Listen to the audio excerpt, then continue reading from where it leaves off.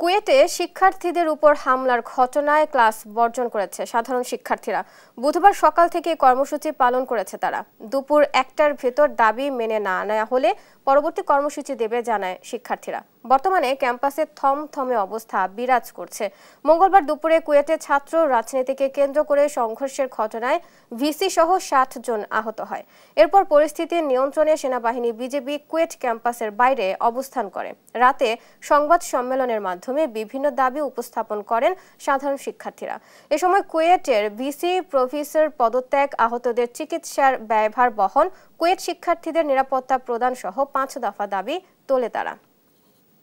5 দফা দাবি না মানা পর্যন্ত মানববন্ধন চলবে। ভিসিও এখন মেডিকেলের মধ্যে, তো উনি বেরোয় একটু পরে হয়তো কথা বলবেন। ততক্ষণ পর্যন্ত স্টুডেন্টরা বাইরেই দাঁড়িয়ে থাকবে, বা যদি তারা মেনে না নেয় তখন আমরা পরবর্তী কর্মসূচি আমরা ঘোষণা করবো।